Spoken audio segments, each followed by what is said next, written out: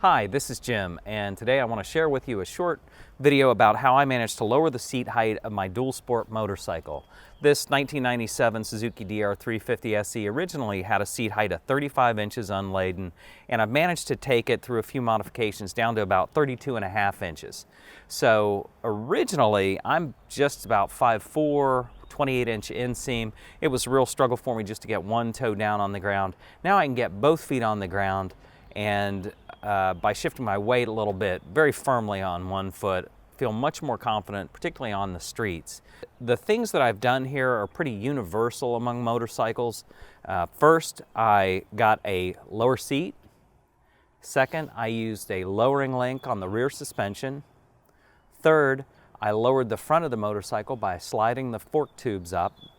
And then I added a shorter kickstand. I actually had the original kickstand modified just because when you lower the motorcycle, the original kickstand will be too tall. It won't allow the bike to lean over properly. There are a couple ways to go about getting the lower seat. What I first tried with the motorcycle was to take the stock seat, and it's a recommended practice that you can remove the seat cover, there are staples underneath, cut some foam from the seat, reattach the seat cover. I needed to use an upholstery shop to have that done just because I didn't have a strong enough staple gun. And then what you end up with is a seat with a lower seat height. I did that with the stock seat. It allowed me to touch the ground much better, but I found that the stock seat just wasn't at all comfortable, just the way the shape was, and probably the 20-year-old seat foam had something to do with that. Since I wasn't happy with the comfort of the modified stock seat, I tried a Seat Concepts low seat kit, and I absolutely love it.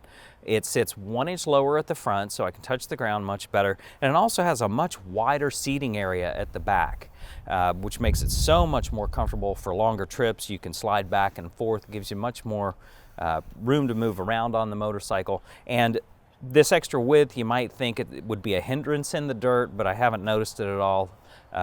Nothing but benefits from this seat kit, I feel. It was around $175 for the kit, plus shipping, and then a few bucks for the local upholstery shop to install it for me. To lower the rear suspension, I use things called lowering links. These are made by a company called Kouba. I found they had the widest variety and some really great reviews online. I believe it's pronounced Kouba, and we'll take a look at those. It's a little bit hard to see, but this is the lowering link.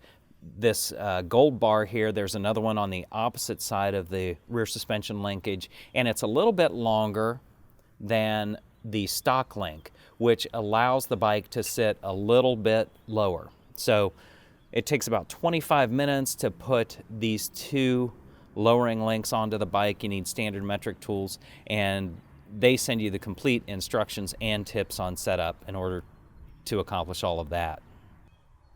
And you shouldn't lower the rear of the motorcycle without trying to lower the front end a near equal amount. What I did with that was a no-cost little thing of loosening the triple clamp bolts and then sliding the front fork tubes up as high as I could until they bottomed out on the bottom of the handlebar. That's a safe amount for this motorcycle. One thing you want to do by checking the forums before you do this modification on your own motorcycle is to make sure that you don't run the risk of lowering the front end so much that the front fender is contacted by the tire. So on this bike, I knew I could safely lower that front end an inch, and it's worked out just great.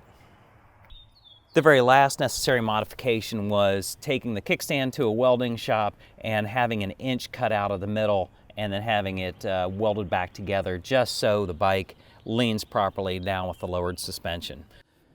Getting a lower seat, lowering the rear and the front suspension will work on just about any bike made. So this can be applied to your motorcycle in some way.